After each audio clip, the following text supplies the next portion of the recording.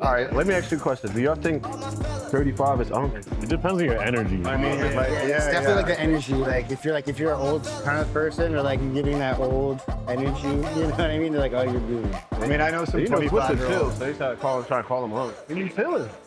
Yeah, you guys are I chilling. be chilling. Yeah, I be chilling too. Like,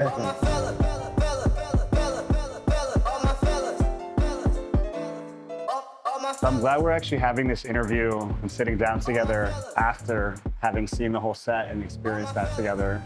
I'd love to hear some reactions about how it went. How did it go from your guys' perspective? we kind of just winged it.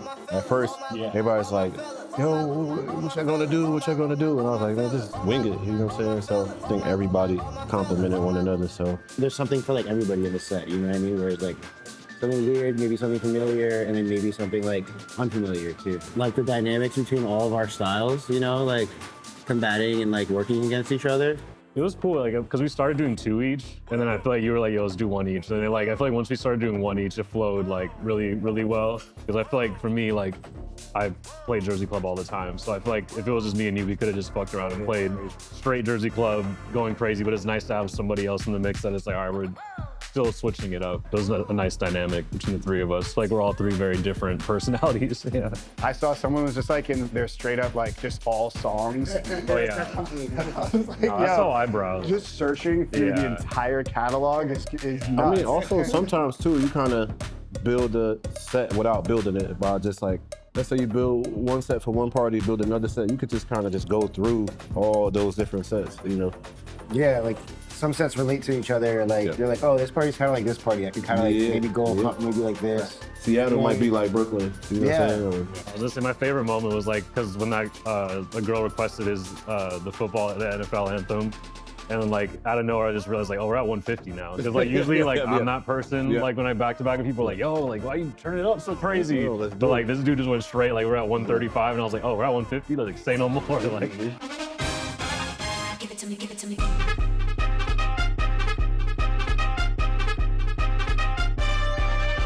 they was asking for it for like 30 minutes. I'm like, no, not yet. You know, like chill. We at like 120 right now.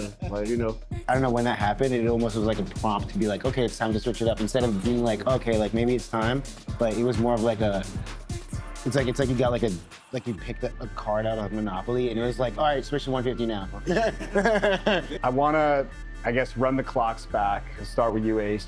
You were in the high school band, studied jazz, also did photography, so multidisciplinary kind of art. Yeah. I'd love to hear how that has influenced your life now as an artist. It influences like very heavily. You know, I grew up like doing like book reports on like Miles Davis and like playing trumpet my whole life, and just like the general idea of like being a artist and musician, like coming from like someone like Miles Davis or something like that. Like he didn't really like put a cap on like the genre of music that he wanted to make, you know what I mean? He kind of kept on going.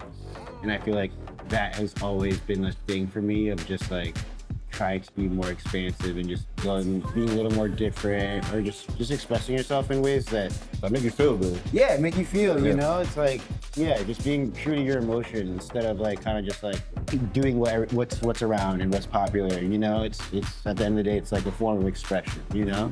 But yeah, it's like a huge influence on my art, and I feel like I think about it all the time, so. I hear it also in the atmosphere. Yeah, and your kind of exactly. music too, of like, you do get, especially in jazz with all the like super reverby hats and all that like sort of world building kind of vibe. Mm-hmm. I see that come through. That's like the beauty of like, I think like the influence. Right. And it's like almost like, that's what we're trying to do to like, you know, sprinkle ourselves into the track.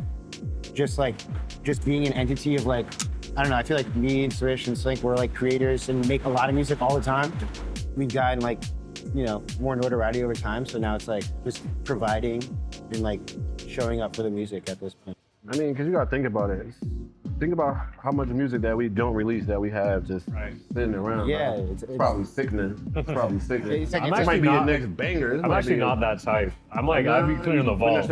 Yeah, I'd be clearing. Yeah, like that's one thing about me. I'm like, that's where I'm at right now. Where like I wanna like get rid of, like not get rid of it, but like start like organizing, like getting the vault stuff like for ready for the people. It's like almost like, it's like I don't it's think you been- can even if you tried. Like, he makes too much music. I make like so much music. And he's on gear. So like making music Oh, on yeah. gear is different. Once you're tapped into the flow, it's like you can make a song in 5 minutes. And that song is like 7 minutes long. I was about to say 8 minutes long. Yeah, Like, I'm about to, it's yo, just- he's just doing shit. Yeah, once you get in the flow and you like, especially him, he's a fucking wizard with physical stuff. Like, so he just gets going. Like his setup at home, you saw a photo of it. Like this is not working. It looks like a spaceship. But he knows how yeah. to use every single thing, and it's perfectly hooked up. It's just crazy. I'm like, wow. Big gear guy. Yeah, yeah. You Back to know? the future type shit. Exactly. Yeah, word up. That's how it definitely feels like I feel like I'm one of like the, I don't know, one of the last people to be like doing this kind of like art thing. You know what I mean? Where it's like almost a lost form of art. Ace and you know like what I mean? Witch Mom. That's what I should probably Yeah. say, yeah.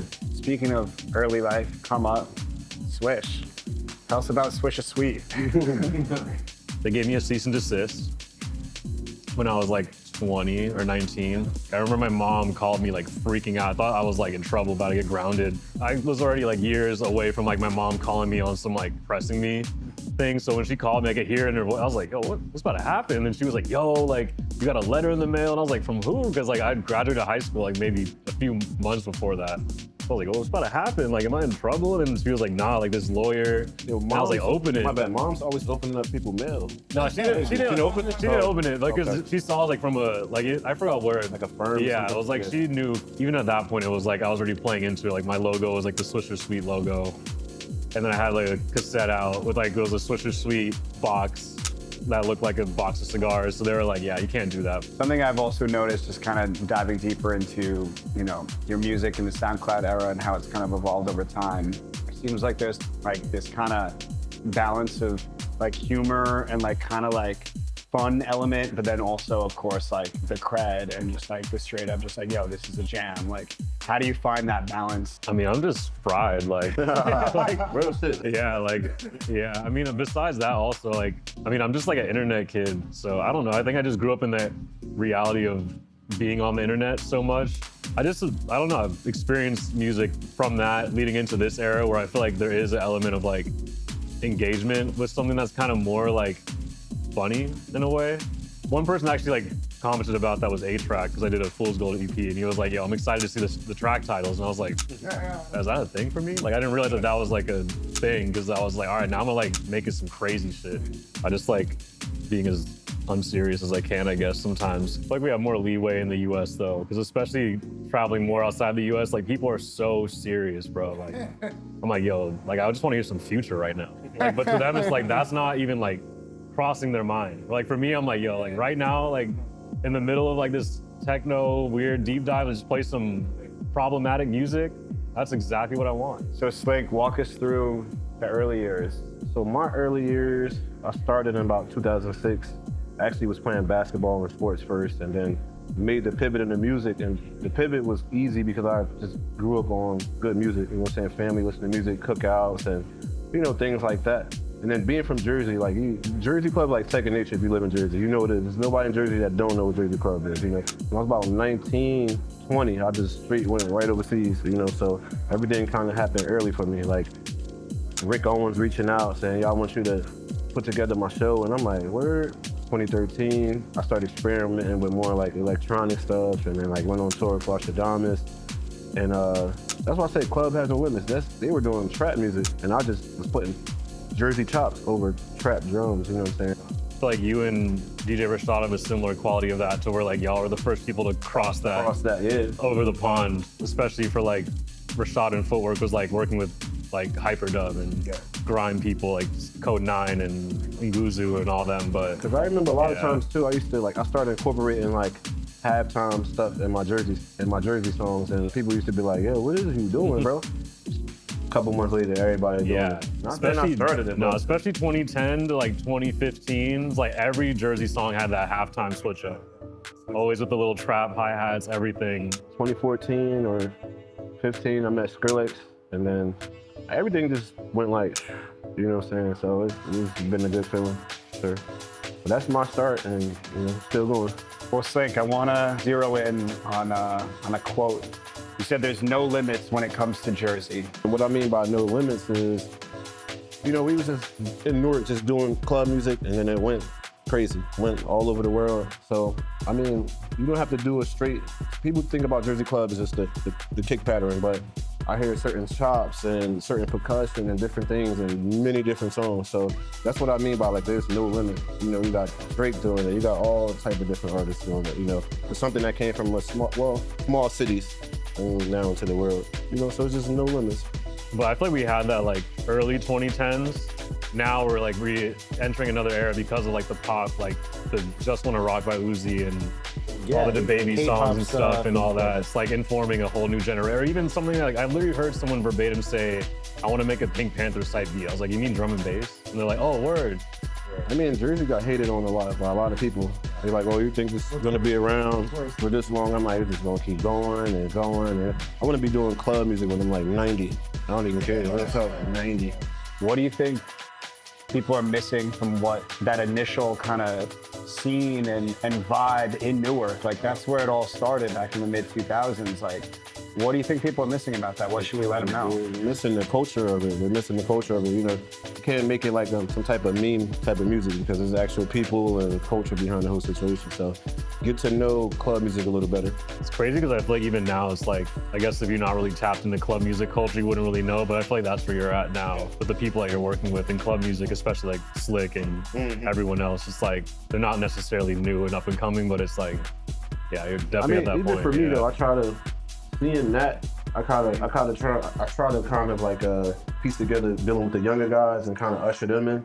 Because I feel like a lot of people do bad at that. You gotta show the younger people support too. You know, that's how you keep longevity going, you know, and I do a great job at keeping in touch with everybody, young, older, no matter.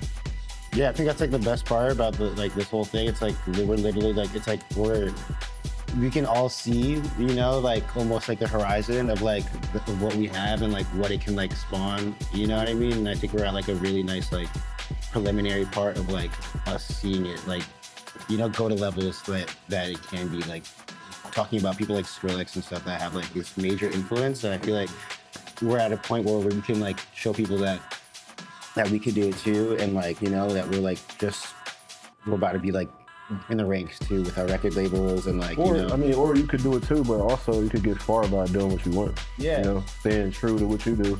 You know, I know a lot of people get scared because they be thinking like, oh, I'm not getting booked for this big festival, or I'm not getting booked for that big festival. Maybe it's just not meant right now. You know, it might be 10 years too far for some people, you know, but it'll come together. But sometimes I just, you know, enjoy just doing me.